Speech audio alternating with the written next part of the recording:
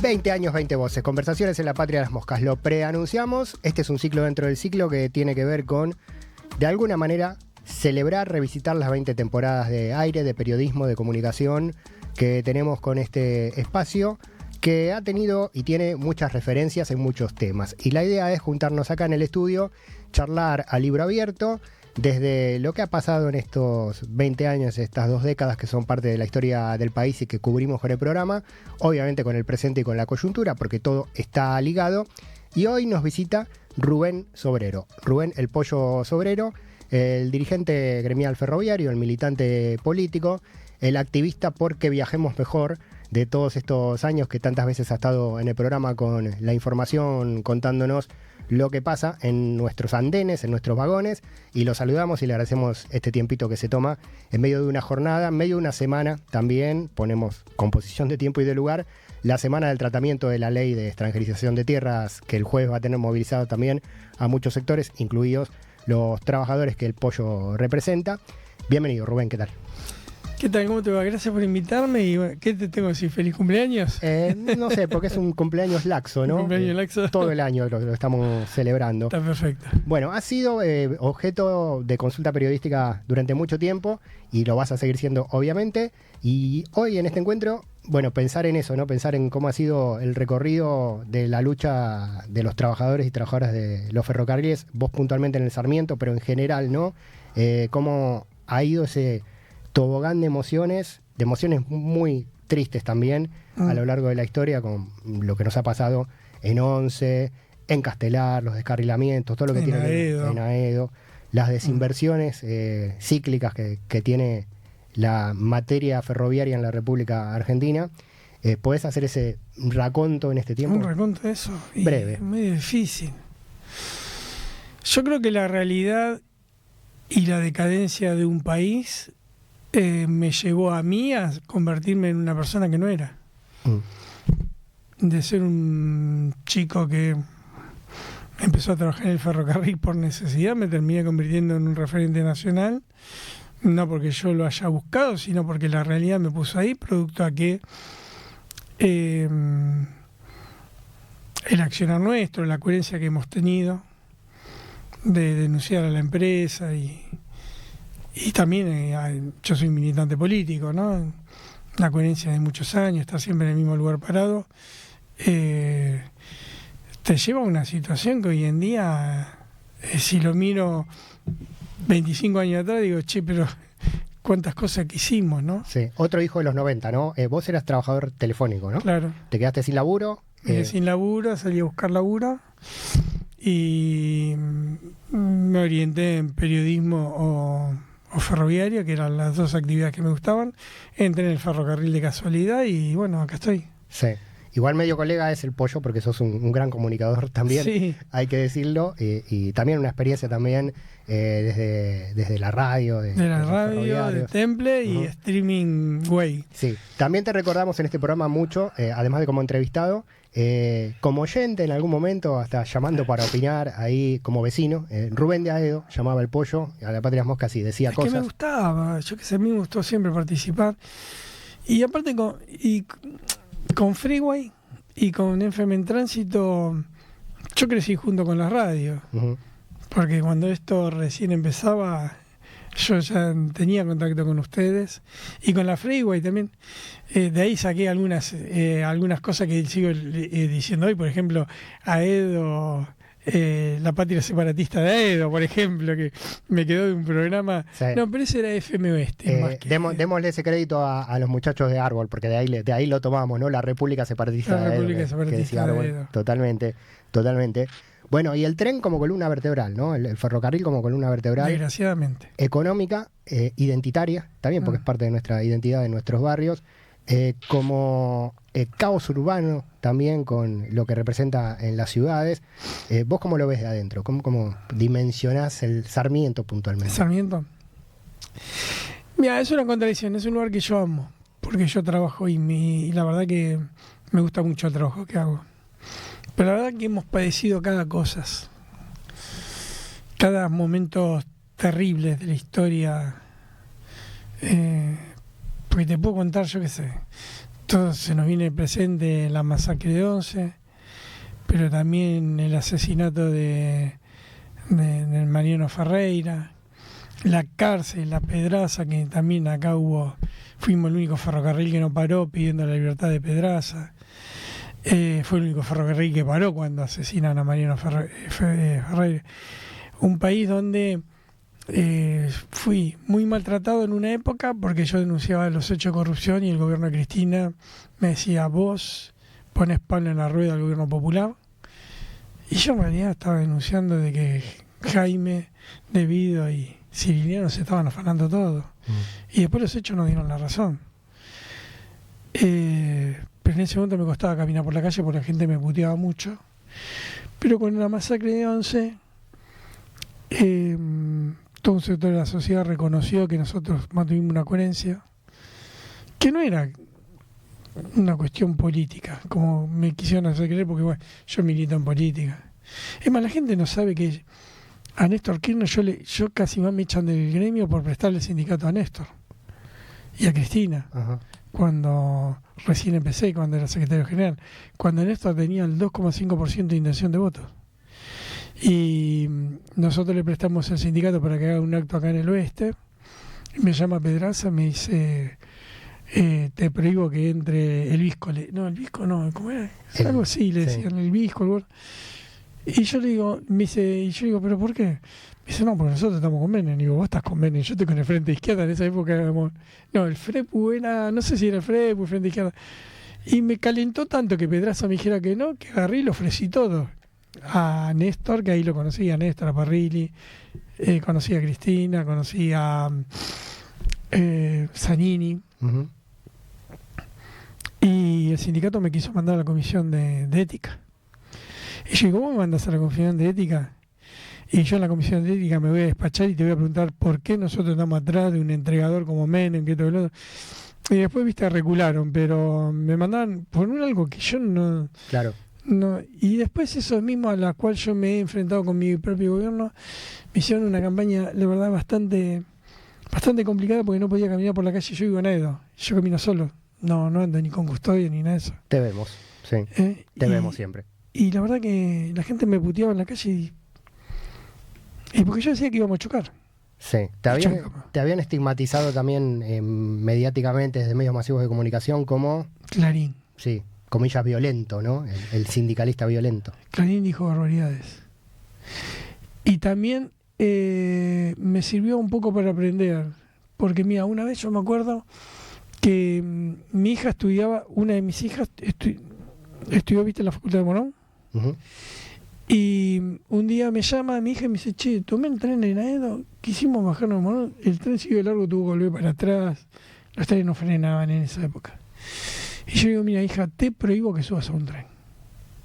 Esa conversación que yo tuve con ella fue una conversación privada, que ninguno de los dos le hicimos público. Un día mi viejo me dice: che, vos le dijiste a Everín que no viaje en tren, acaba de salir en TN. ¿Vos me podés explicar cómo TN tenía esa conversación? Claro, después me enteré cómo la tenía. Los servicios de inteligencia vendían evidentemente, no solamente me vendieron a mí, vendieron a Cristina cuando te acordás, che, boludo, que le dijo Parrilli, soy yo estúpido, algo así. Que no tenía por qué sacarlo, porque eso son discusiones, esas son charlas privadas. Ahora acá se vendían esas, evidentemente los servicios tenían un negocio paralelo, vendían, y para los medios eso era noticia, cuando no tenía por qué ser noticia. Uh-huh. Pero bueno, después yo qué sé, con el tiempo, la coherencia que hemos mantenido, hoy la realidad cambió, hoy soy escuchado y respetado por propios y extraños. También fue un momento de portador de malas noticias, Yo decía: yo soy el tipo que tengo que venir a escupir el asado. Porque cada vez que salía en televisión, te estaba diciendo que estábamos parando por salario, o te estaba diciendo vamos a chocar. Sí. Ese portador de buenas noticias. Imagínate, ¿quién me iba a tener simpatía? Pero después también empezamos a plantear la necesidad de que los trabajadores cumplieran un rol importante. Empezamos a decir cómo tenía que ser el ferrocarril.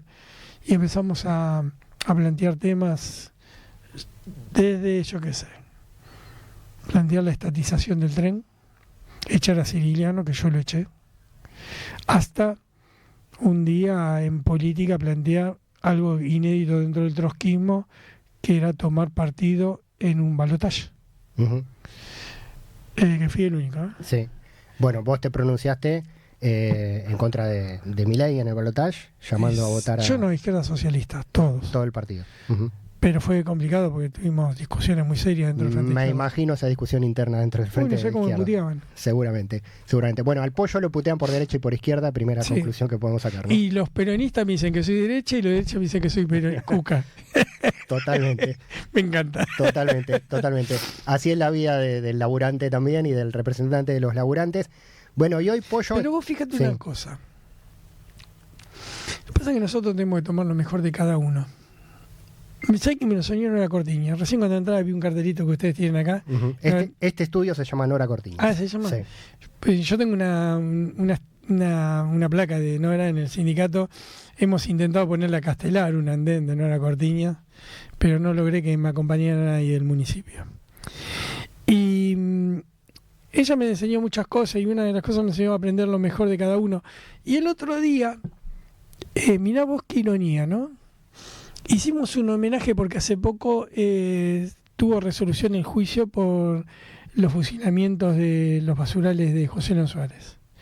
Y nosotros pusimos una placa en el sindicato homenajeando a estos compañeros que eran de la resistencia peronista. Ujú.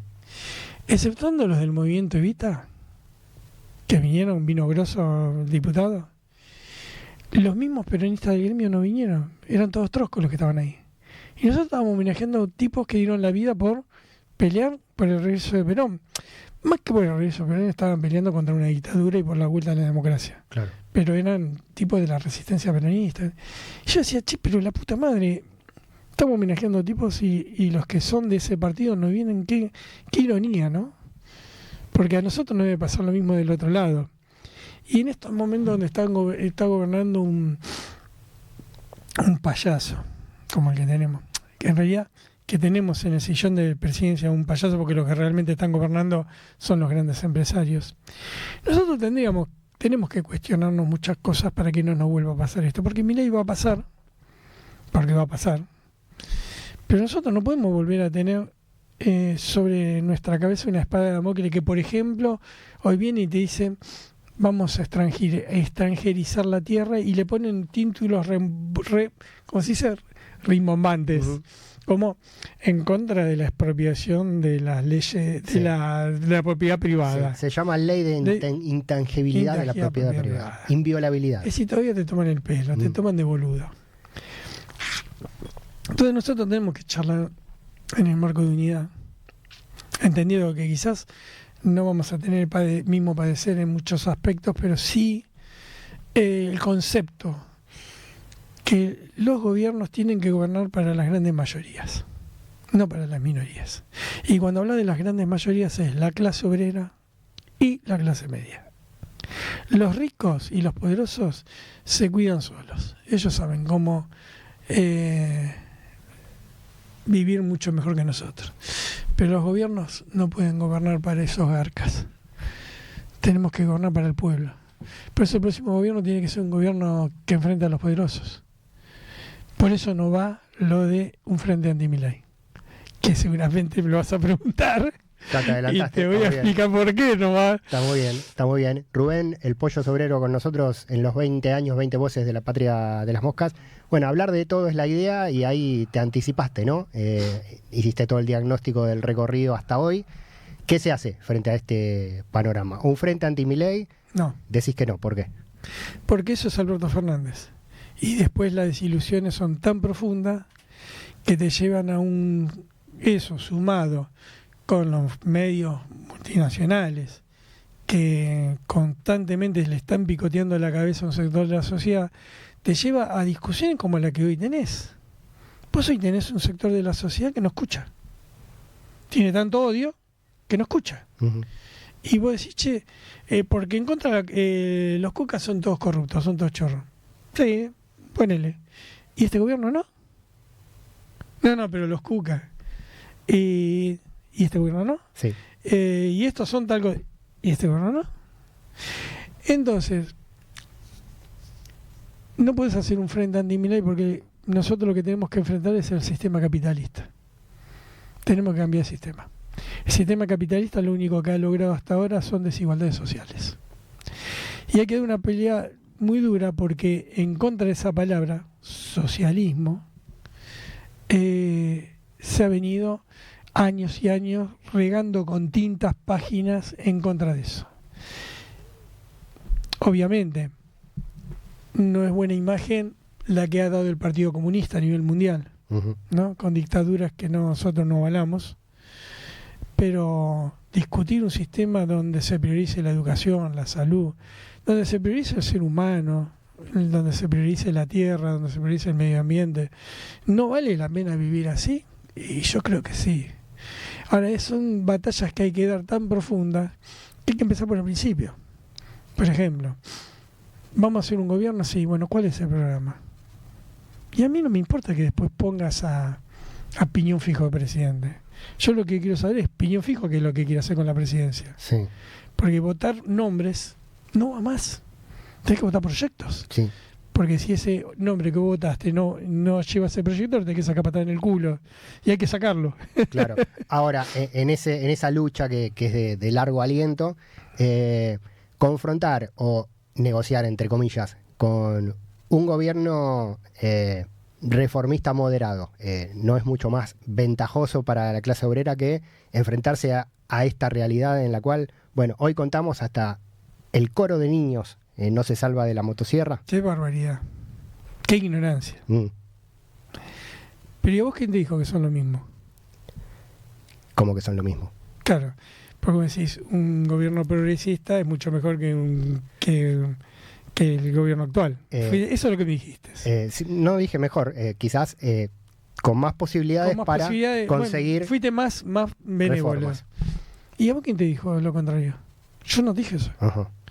Y por eso también en el balotaje llamamos a votar por tapándonos la nariz. Dijimos así: me tapo la nariz y voy a votar por Massa. Y voy a ser el primer opositor a Massa. Sí, yo me acuerdo de la frase textual y me quedó porque me impactó, claro. ¿Sabes cómo me han el Pollo dijo, si gana Milei, yo mañana como la miro a los ojos a Norita Cortiñas. Claro. Eso que a vos te pareció bien, ¿sabes cómo me han insultado varios de mis colegas? Porque, es más, me dijeron, la misma Sonora Cortiñas y sin embargo... pero era una definición política eso. Porque vos acordate que en ese momento la discusión era que podíamos perder por el 1 o el 2%, que era lo que había sacado el Frente Izquierda. Hoy, por suerte, creo que cambió esa situación para el Frente Izquierda, no es lo mismo que en ese momento. Creo que nosotros íbamos a hacer una muy buena elección. No creo que podamos...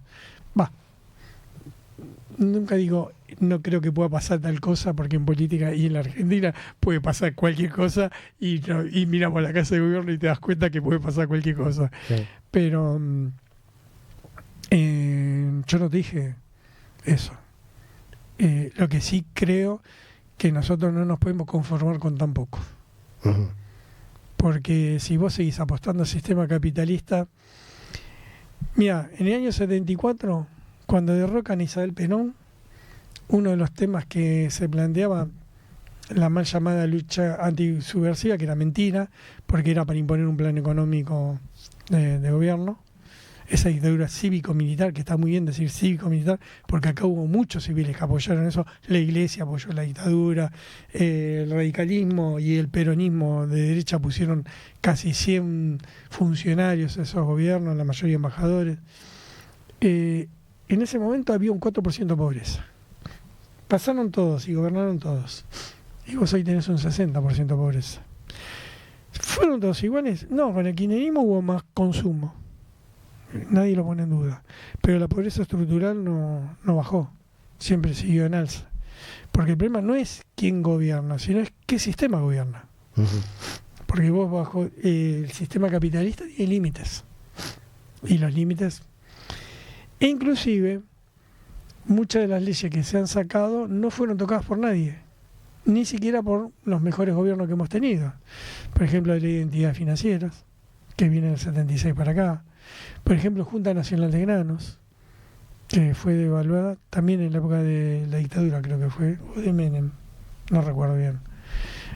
La Marina Mercante, Bueno, el rol del Estado. la ley de radiodifusión, lo que nos costó también, ¿no? La ley de radiodifusión, el decreto ley de la dictadura, lo que nos costó sacárnoslo de encima también. Sí, pero fueron pocas las peleas que pudimos revertir, ¿eh? Porque el fondo de la cuestión, que es los resortes de la economía, nosotros teníamos un país que decíamos los resortes de la economía son las empresas estatales. Esa pelea no la hemos logrado ganar, porque los resortes de la economía están en manos de los privados.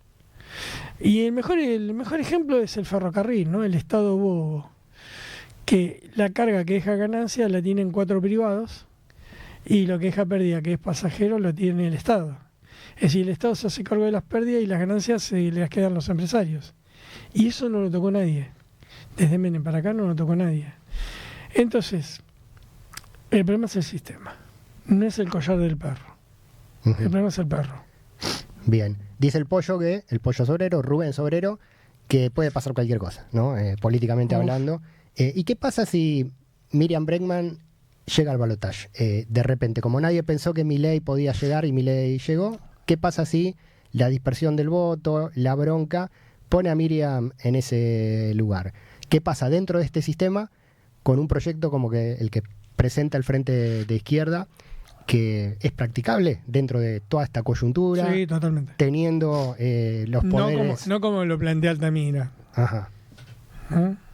Porque tampoco nosotros, y tenemos cara de estúpidos, pero no somos troscos, no somos idiotas. Bien. Estoy hablando con el ministro de Transporte del gobierno socialista de Miriam Bregman. Yo qué sé. No sé. Guarden este tuit, guarden esta grabación. No sé, me encantaría. No, a ver, primero nosotros cualquier cambio que querramos hacer solamente lo vamos a poder hacer si la sociedad acompaña. Porque vos imagínate, yo soy ministro de Transporte, ¿no? Lo primero que voy a hacer es reestatizar toda la carga que es privada. Voy a ir a Urquía, al ex senador Urquía, le dice, ¿qué tal con Urquía? ¿Cómo le va? Bien, bien, ¿qué tal? Muy pollo, ¿querés un mate? No, está bien. Escúchame, me das la llave que me voy a llevar al ferrocarril porque lo voy a poner a producir al servicio de las grandes necesidades del pueblo. Sí, como no, tome acá la llave. ¿Qué necesita? ¿Quiere los balances? No me va a decir eso. ¿Cómo hago para que eso lo podamos llevar adelante? Solamente con la movilización de los trabajadores y el empuje de los trabajadores. ¿Cómo hacemos para que la educación, en vez de que sea el 0,75%, sea uno de los ejes de la discusión del gobierno? Solamente si la comunidad educativa acompaña movilización y se enfrenta a los poderosos. Por ejemplo, el primer tema que vamos a hacer es la ruptura con el Fondo Monetario Internacional. ¿Cómo hacemos para sostener eso? Eso solamente se puede hacer si la sociedad acompaña. Si la sociedad no acompaña, nuestro gobierno va a ser un fracaso. ¿Por qué? Porque nos vamos a tener que mantener dentro del régimen capitalista, no vamos a poder cambiar los resortes de la economía que manejan el país y entonces vamos a hacer uno más. Sí. Ahora me pongo en abogado del capital. Vos rompes con el Fondo Monetario Internacional. Sí. Al otro día, Argentina está bloqueada en el mundo. ¿Y por qué no pasó eso cuando lo hicimos? Y en parte pasó, ¿o no? Claro, 2001. Con el default, claro. Claro. ¿Y por qué Néstor pudo hacer muchas de las cosas que hizo? ¿Porque tuvo un acompañamiento social? No, pero aparte, sí, obvio, pero aparte. ¿Por qué? Porque cuando él llegó, tenía el Banco Central con la plata que no se había ido al fondo. Y eso fue lo que le permitió dar aumentos salariales, por ejemplo. Fue lo que permitió poder tener una economía llevada adelante con el consumo interno. Yo, por ejemplo, en esa época fui paritario, dupliqué el sueldo mío en un año, siendo yo paritario. Fue porque yo era muy bueno, sí, soy bueno discutiendo paritarias, pero no solamente eso alcanza, sino que tiene que haber decisiones políticas. Y la decisión política de que el consumo interno sea una parte fundamental del motor dentro del sistema capitalista, no fuera. A nosotros nos permitió poder tener que después tuvimos otro problema, la discusión, por ejemplo, de que nos pongan impuestos por trabajar, impuestos a las ganancias. Pero lo que pudo llevar adelante Néstor Kirchner fue porque se dejó de pagar la deuda externa un par de años. También Correa en Ecuador. Es decir, nos invadieron, nos trajeron el portaaviones acá, ¿cómo se llama? ¿Cómo se llama? Creo que es Kennedy o Lincoln. El nombre de un presidente tiene uno de los portaaviones más importantes que tiene. No estaba en el Río de la Plata ni ahí. La economía no se maneja como antes, pero aparte, vos tenés leyes internacionales que podés mostrar que la deuda externa argentina fue pagada un montón de veces, que fue a caballo de un fraude, como fue investigado por el juez Ballestero, que demostró que habían 171 ilícitos dentro de la deuda privada que nos dejó, la privada y la estatal que nos dejó la dictadura. Nosotros podemos mostrar claramente que la plata no se utiliza como en beneficio del pueblo, sino que es una forma de mantenernos no solamente endeudados, sino donde nos redireccionan la economía, porque depende, si yo a vos te tengo que dar un préstamo, bueno, fue muy claro en la época de Menem, ¿no? Yo te doy un préstamo, pero me tenés que dar Entel, me tenés que dar Segma, me tenés que dar esto. Ahí fue muy claro. Ahora es tierras, ¿no? Porque es salarios bajos de los jubilados, es bueno, todo lo que te exige el Fondo Monetario Internacional a cambio de seguir endeudándote para que vos debas cada vez más y vas a pagar cada vez más y vas a deber cada vez más. Porque mientras vos más pagás, más debes. Nosotros estamos endeudados por 100 años. Gracias a Nicky Caputo, ¿no? Entonces, eso solamente en un país que realmente quiere dejar de ser una semicolonia como en la Argentina, lo puede hacer con la ruptura del Fondo Monetario Internacional y donde nosotros discutamos qué clase de país queremos ser. Y ahí también entra otra, porque nosotros tenemos que romper con el sistema democrático que tenemos como lo conocemos.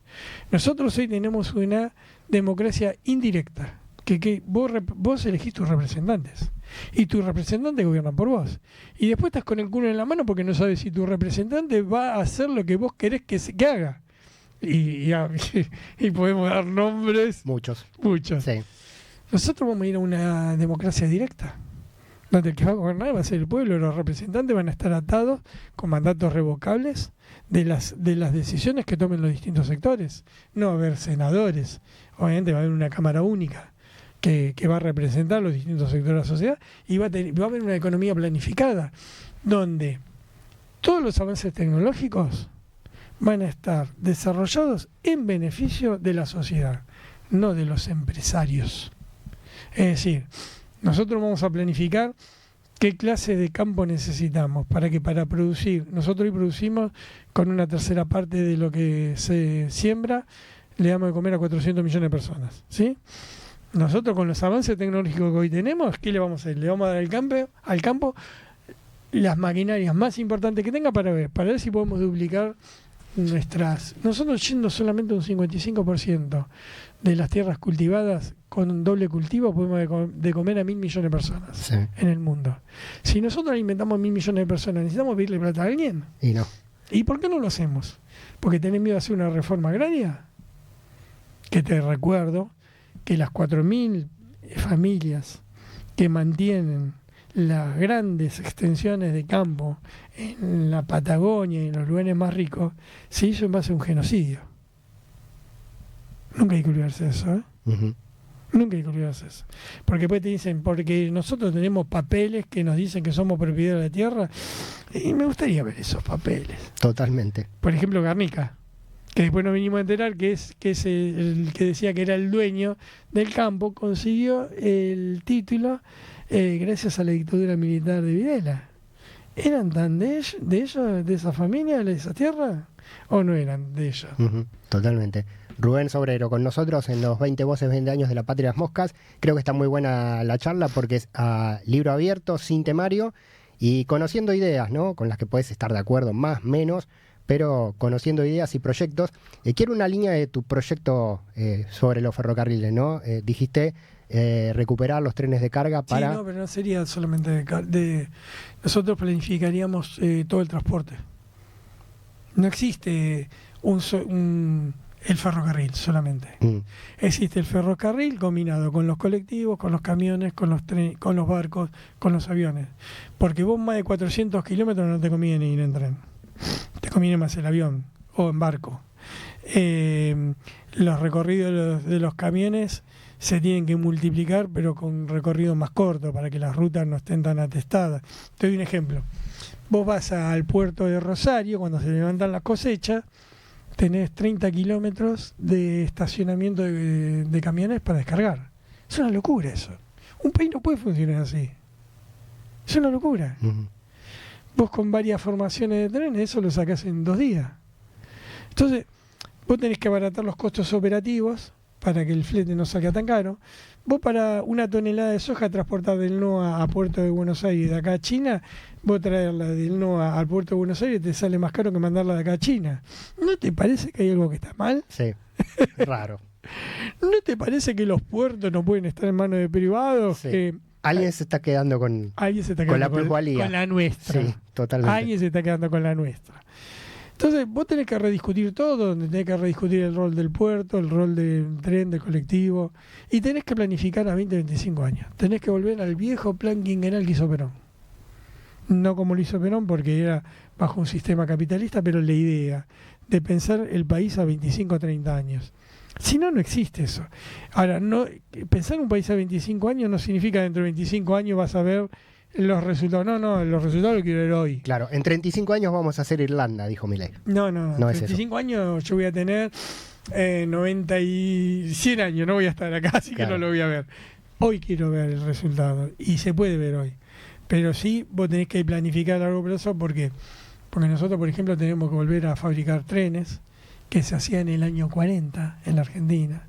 Tenemos que volver a fabricar aviones, tenemos que volver a fabricar barcos. El otro día estaba hablando con los chicos de ahí de ¿cómo se llama el puerto que está acá? El astillero Río Santiago. Sí. Nosotros tenemos un astillero que fue siempre un ejemplo y hoy lo tenés paralizado. No tenés marina mercante. ¿Cuánto le sale al país no tener marina mercante? Es decir, más allá nosotros hoy, bueno, hemos privatizado un río. Ya está, ¿qué querés? Está todo dicho, totalmente. Ya está, ¿qué querés discutir?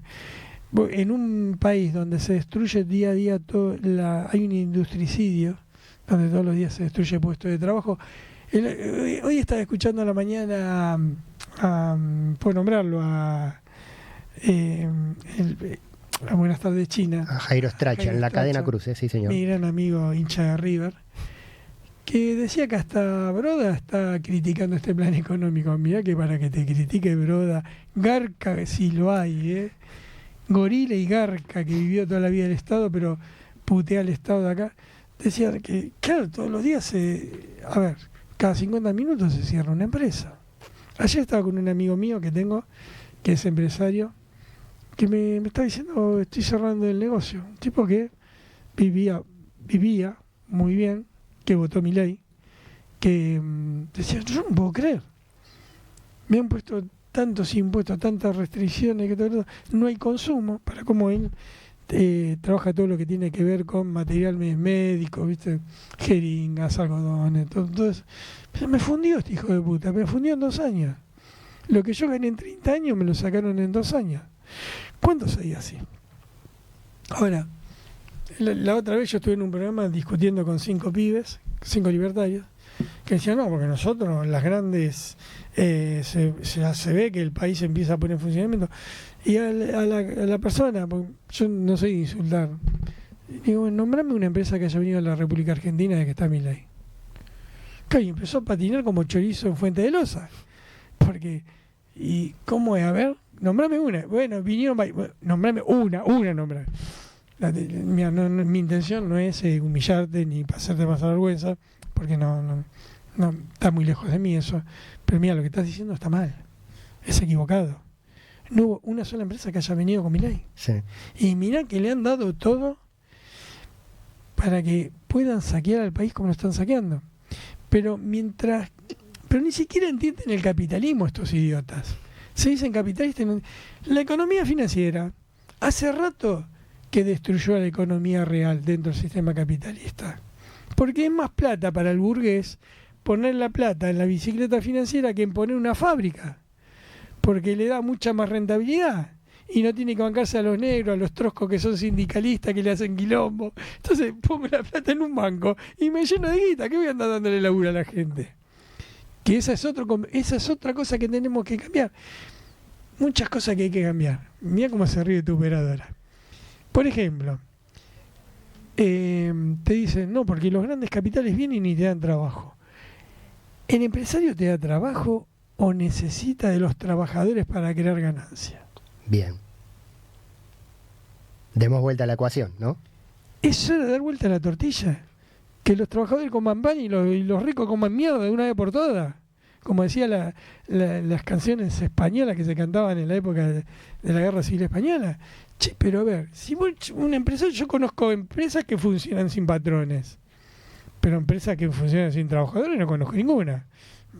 Se me viene a la cabeza Sanón, porque esta radio acompañó mucho lo que fue Sanón, y muchas empresas que se fueron las patronales y los trabajadores la pusieron en funcionamiento. Algunos lo hicieron como cooperativas, otros, pero funciona. Entonces, tenemos la cabeza tan colonizada. Mira, tenemos la cabeza tan colonizada que hasta a veces a los troscos nos cuesta creer. Mirá lo que me pasó a mí hace poco tiempo. Estamos bien de tiempo, ¿no? Porque yo me estoy yendo, me voy por la rama. Estamos perfectos. Mira, voy a Ushuaia y me encuentro con los excombatientes. Hay uno que le dicen Comando, que le mando un saludo si me está escuchando. Y Comando me dice, che, Pollo, me dice, vos que tenés acceso a los medios nacionales, ¿por qué no nos das una mano? Porque mira, pusieron 2 radares ingleses acá en la ciudad de Tolwyn, que esto que el otro. Y se ve que yo lo miré con cara como diciendo, qué pelotudo me está diciendo. Este loco que vino de Malvinas está totalmente loco. ¿Cómo te van a poner un radar inglés en Tierra del Fuego? Que para colmo me dice que estaba sobre la ruta 3, que es de donde despegaban los aviones para combatir en Malvinas. Y entonces el tipo me dice, me estás mirando como que yo te estoy mintiendo. ¿Vos te crees que yo te estoy mintiendo? Digo, no, pero ¿cómo? A ver, deben ser radares argentinos. Y entonces había un compañero de mi partido y me dice, no son ingleses. ¿Cómo es radares ingleses? Sí, radares ingleses. Fuimos, obviamente no pudimos entrar porque estaba custodiado. Y dije, mira, yo para decir esto tengo que mostrarlo. Porque vos me decís que ahí adentro hay 2 radares, yo te creo, pero hay que mostrarlo, ¿sí? Yo tengo que volver dentro de 2 meses. Cuando vuelvo me llevo un dron y lo filmamos. Entonces, claro, fuimos a los 2 meses, vuelvo y llegamos al mediodía. Y al mediodía no había seguridad. Y yo, que soy respetuoso de la propiedad privada de los ingleses, entré para pedir permiso. No encontraba ahí, entré para pedir permiso. No es que entré y invadí una propiedad privada. Eso quiero que quede claro. Que quede claro. Ya me mandé, para que no tenga ninguna carta de documento. Pero claro, entré y como no encontré a nadie, llegué a un lugar donde encontré los radares y los filmé, le saqué fotos, porque no había nadie me lo prohibió, saqué la foto y lo sacamos y lo hicimos público. Y si querés, ahora te dejo la foto. Sí, dale. Tenemos 2 radares ingleses en Tierra del Fuego. En la ciudad de Tolwyn. Sí. La provincia de Tierra del Fuego e Islas Malvinas. Es la misma provincia de nuestro territorio usurpado. Ahora, ¿cuál fue la primera pregunta que yo me hice? ¿Para qué necesitan 2 radares ingleses? No, lo primero que dije fue, este fue el gato de Macri. Porque más o menos calculé. Me dice, no fue Macri. Fue Alberto Fernández. Y Merella. Cuando yo hago estas declaraciones, Alberto Fernández me repudió, me pidió derecho de réplica, y Merella me dice que ellos no permitieron nada. Pero en la foto que saqué está la resolución y el expediente del municipio pegado ahí. Es decir, que eso se trató en la municipalidad, si no el expediente no sale. Y si no hay una decisión del gobierno nacional que deja correr, no sale. Bien. Pero yo decía, ¿pero por qué ponen 2 radares si pueden tenerlo en la estratosfera que te controlan tranquilamente? Claro, pero después empecé a atar cabos. ¿Te acordás que la generala Reich vino a negociar todo eso con Cristina para poner una base norteamericana que ya están en vía de desarrollarla? Mientras tanto, ¿qué hizo Milei? Tomó el puerto de Ushuaia para que no haya problemas. Hace un acuerdo con los norteamericanos para que patrullen el sur de la Argentina con la excusa de que los chinos estaban llevando todos los peces.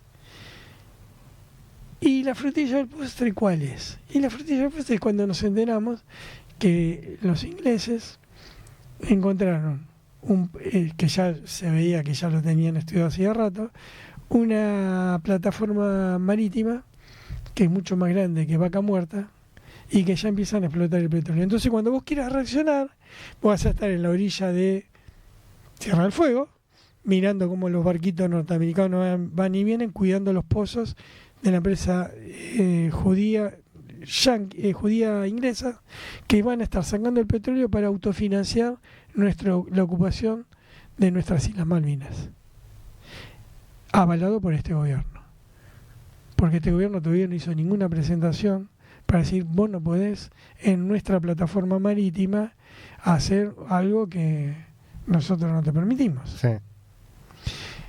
Tenemos la cabeza tan colonizada, que esto que es gravísimo, y que se empieza a ver con intentos como el que quieren hacer ahora, de la venta de tierras, que el otro día estaba escuchando un diputado del peronismo, que perdón, no es que lo quiero ningunear, pero no recuerdo el nombre, que denunció que en La Rioja vendieron todo un pueblo, que da para colmo es frontera. Pero vendieron el pueblo con la iglesia, con el colegio y con habitantes adentro. La compró un predicador evangelista norteamericano. Compra la tierra, le dan las tierras, y el tipo que dice, quiero que saquen a toda la gente que está ahí adentro. Y obviamente el municipio dice, yo no puedo sacar a la gente que está viviendo acá. Entonces, ¿qué hace? Va y presenta un recurso de amparo. ¿Dónde lo presenta? ¿En Chilecito? ¿En la capital de La Rioja? No, lo presenta en Norteamérica. ¿Por qué? Porque la ley base le permite hacer las discusiones en Norteamérica. Jurisdicción norteamericana nos quita la soberanía judicial también. ¿Y qué te cree que va a decidir el juez, el Griesa, que le toque en ese momento? No, la razón la tienen esos muchachos morochos que vienen ahí en las Argentine Pampas o en el patio trasero nuestro. O va a decir, no, si vos compraste la propiedad, es propiedad privada. Sí. Y te estoy rompiendo el... No pasa nada, claro. Ahí está el dilema de la soberanía. Bueno, esto es lo que esta semana también está simbólica y efectivamente empuja en lo que va a ser el tratamiento de la ley de tierras. Rubén Sobrero, secretario general de la Unión Ferroviaria Oeste, el Pollo, el militante político, bueno, y el comunicador también. En esta charla que tuvimos hubo mucho de comunicación. Pollo, para ir cerrando, mencionaste estas visitas que estás haciendo a territorio mediático hostil, ¿no? En discusiones, en debates, en intercambio de ideas con distintos sectores. ¿Cómo te llevas con eso? Te vemos también muy activo en redes en estos tiempos, utilizando todos los recursos para llegarle a otros oídos, ¿no? Otros oídos diferentes, no a los convencidos de tu idea, de tu militancia, sino a todo el pueblo argentino, como tiene que hacer un dirigente político. ¿Cómo estás ahí en ese territorio? Estoy muy bien, y si no es ahora, ¿cuándo? Yo creo que la izquierda tiene una gran posibilidad de salir de la marginalidad en la que estuvimos durante muchísimo tiempo. Y yo voy a hacer todo lo necesario para que Miriam sea mi presidenta. Y la única forma que tengo de lograr eso es si logramos convencer a todo un sector de la sociedad que el próximo gobierno tiene que ser un gobierno nuestro, y que enfrente a los poderosos y que se plantee cambiar el sistema.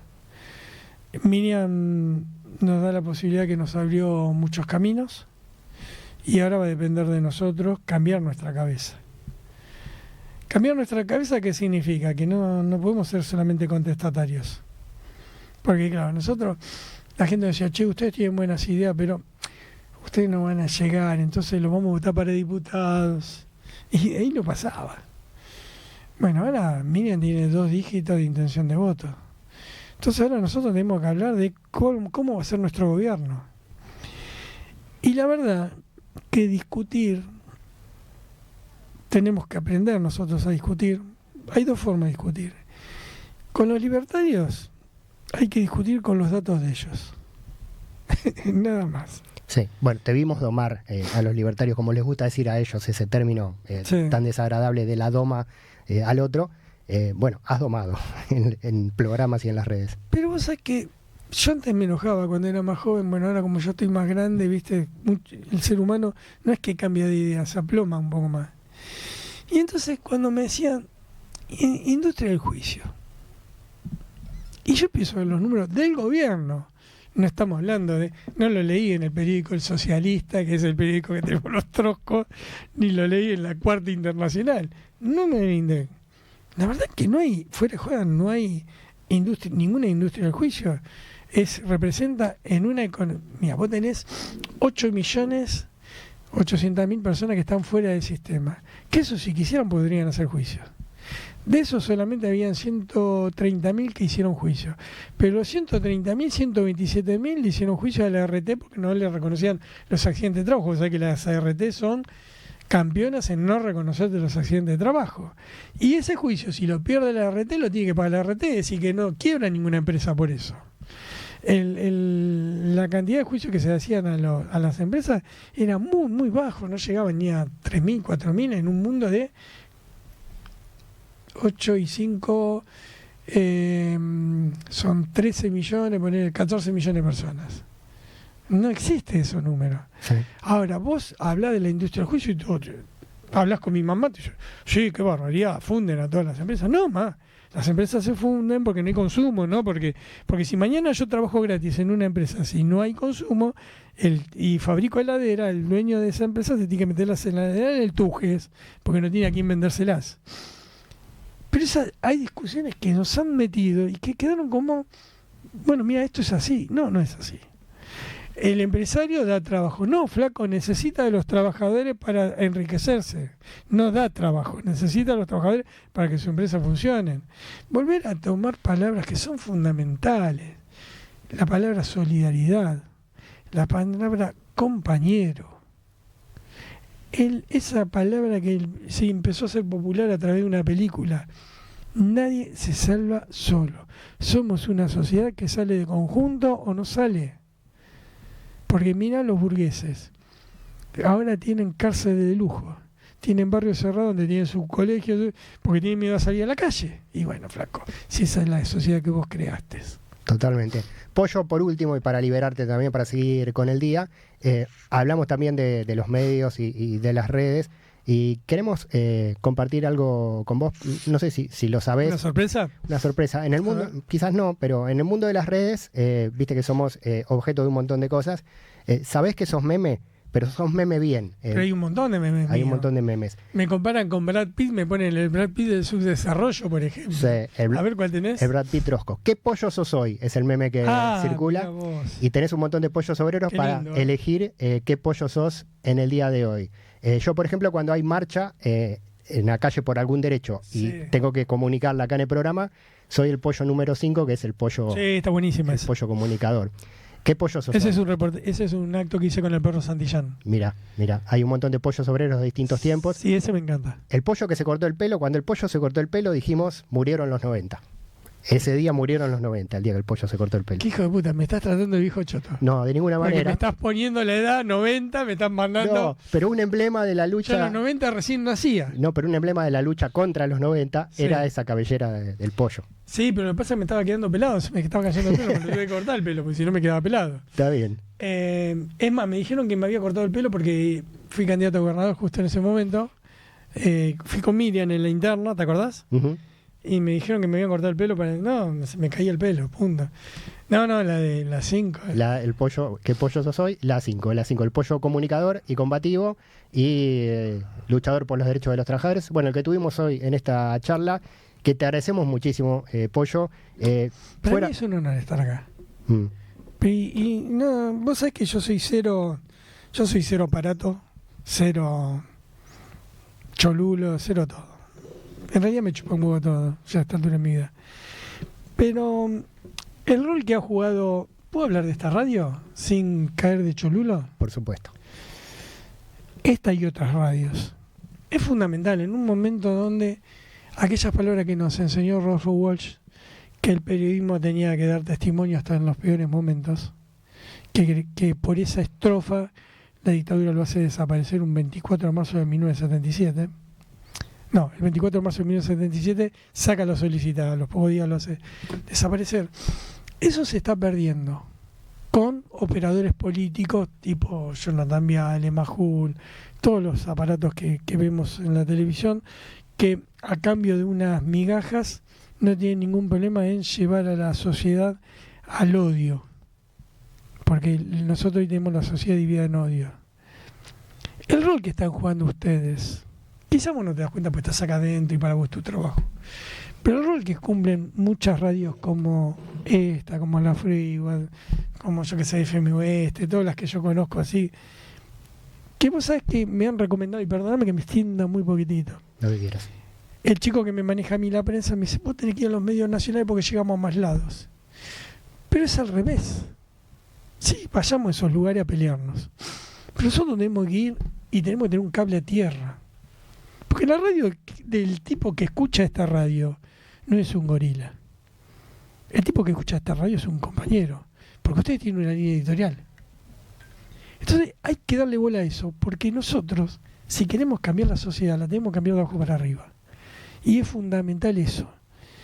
Y nosotros tenemos que dar una batalla. Viste que los liberales te hablan de la batalla cultural. La principal batalla que tenemos que dar nosotros es de una vez por todas dejar de ser estúpidos del sistema. El sistema ha logrado hacer que nos enfrentemos entre nosotros. Cuando para un trabajador ferroviario, la culpa la tiene el ferroviario, que es un vago que está dirigido por los troscos, para colmo. Cuando paran los docentes, estos que tienen 3 meses de vacación, hijo de puta. Cuando para un docente, estos de Garrahan, que son todos ñoquis. Y los enfrentan entre nosotros. Mientras que nosotros nos enfrentamos entre nosotros, los garcas están vaciando el país. Entonces una buena forma de romper eso, ¿sabe cómo es? Con los medios alternativos. Así que para mí es un honor estar acá. Por favor. Pollo, para nosotros, qué mejor reconocimiento para estos 20 años de programa y para los 39 de la radio y para esta construcción de la cadena. Cuando usted arrancaba acá, yo recién decía, no sí, te olvides de eso. Tenés razón, totalmente. Bueno, ¿qué pollo somos hoy en la patria de las moscas? El pollo de carne y hueso, el hombre, la persona, el militante que nos visitó en esta oportunidad. Hay que apagar el celular 420 años y todavía no lo aprendiste. 400 años de radio y todavía no aprendimos. Pollo, muchas gracias por venir. Sí, mil gracias por invitarme. Por favor. Y invítenme más seguido. Cuando quieras, siempre micrófono abierto. La cadena Cruce en transmisión conjunta. 20 años, 20 voces de la patria de las moscas.